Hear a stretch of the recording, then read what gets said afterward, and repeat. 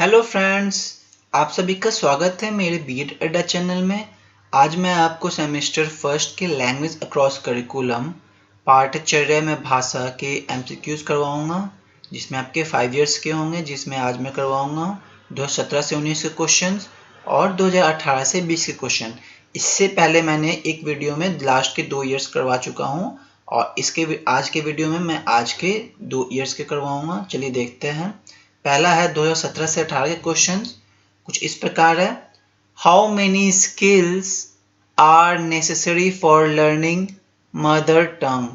मातृभाषा सीखते समय कितने कौशलों का विकास अति आवश्यक है? तो इसका सही आंसर होगा, आपका बताइए कितने स्किल्स होने चाहिए। इसके सही आंसर है आंसर 4, 4 स्किल्स होते हैं आपकी। Hindi is declared in Hindi constitution as. भारतीय संविधान में हिंदी को घोषित किया गया। तो किस में घोषित किया था? मदर लैंग्वेज में तो नहीं किया था, क्योंकि अलग अलग रीजनल के अलग होते हैं। कल्चरल लैंग्वेज भी नहीं थे, ना ही ऑफिशियल लैंग्वेज। तो ये आपके क्या थे? आपके नेशनल लैंग्वेज थे। राष्ट्रभाषा के रूप में आपकी हिंदी लैंग्वेज को लिया गया था। अगला क्वेश्चन है आपके, there are dash vowels in English language.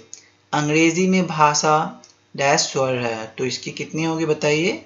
इसकी आपकी होगी 5, ठीक है, 5, जिसमें आपकी आती है ए ओ यू आई ई, जिसे हम लोग बोलते हैं ए ई आई ओ यू, ठीक है। ये हो गए 5। Language is a tool of communication. भाषा डैश एक यंत्र है। तो ये स्पीकिंग तो होगा, बट स्पीकिंग ये सिमुलेशन ये सब आपके कम्युनिकेशन में आ जाते हैं, बोलने, क्योंकि कम्युनिकेशन से आप बोलते सब कुछ करते हैं। तो आपके पहले ऑप्शन होंगे। Which of the following 2 skills can be developed by an illiterate person. निरक्षर व्यक्ति किन 2 कौशलों में दक्षता प्राप्त कर सकता है? तो देखिए, इलिटरेट पर्सन तो पढ़ भी नहीं सकता ना, और ना ही लिख सकता है, ठीक है। वो क्या कर सकता है? लिसनिंग मतलब सुन तो सकता है, बोल भी सकता है, कैसे भी बोले, बट वो बोल सकता है, क्योंकि बोलने में उतना ज़्यादा कुछ ये नहीं करना पड़ता। देखिए, सुन सकता है ये मान सकते हैं, बट लिख नहीं सकता, तो ये गलत हो जाएगा। बोल सकता है बट रीड नहीं कर सकता है, तो ये भी आपको गलत हो जाएगा। पढ़ सकता है, अगर पढ़ेगा तो फिर वो तो लिटरेट कहलाएगा ना। तो इसका आंसर आपका होगा ई का आपका क्या हो जाएगा? ये सेकंड हो जाएगा, लिसनिंग एंड स्पीकिंग, सुनना एवं बोलना। चलिए 2018 से 20 के क्वेश्चन देखते हैं।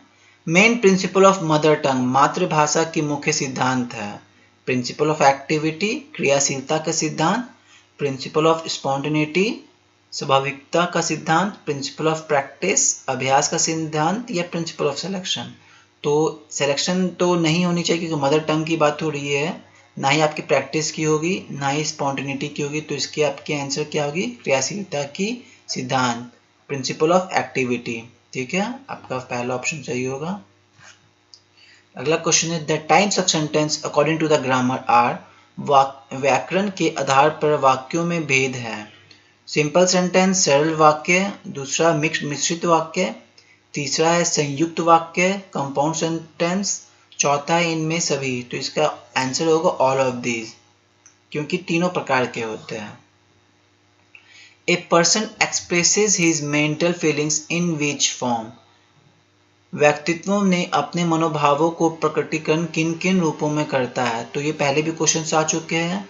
लिख के कर सकता है, या मौखिक रूप से बोल के कर सकता है, सुन से नहीं कर सकता सुन के। तो इसका आंसर होगा थर्ड, 1 and 2 बोथ, इनमें दोनों। अगला है, human started writing in which script. मानव लिखने का आरंभ किस लिपि के द्वारा किया था? तो जो लिखना स्टार्ट किया था ना, वो इंदाज स्क्रिप्ट में किया था। पहला वो इंदाज स्क्रिप्ट में किया था। उसके बाद जो स्क्रिप्ट आए थे आपके ब्राह्मी, तो इसमें इंदाज नहीं है, तो आपके ये होंगे ब्राह्मी। ब्राह्मी किस स्क्रिप्ट में होगी इसका आंसर। अगला क्वेश्चन है, multilingualism. A multilingual person is he who knows. बहुभाषी व्यक्ति। तो ये बहुभाषी का मतलब ही होता है जो कि एक भाषा से ज़्यादा बोल सकता है। तो इसका आंसर होगा एक से अधिक भाषा बोलने वाला। एनी वन लैंग्वेज तो नहीं होगा, क्योंकि कोई भी एक लैंग्वेज नहीं बोल सकता। नो लैंग्वेज मतलब कुछ हो ही नहीं, कोई बोल ही नहीं सकता कुछ लैंग्वेज में। Only mother language, only mother language तो एक ही लैंग्वेज हो जाएगा ना फिर, तो यहाँ मोर देन वन लैंग्वेज होगा आंसर आपका। Thank you, please like comment subscribe and share with your friends.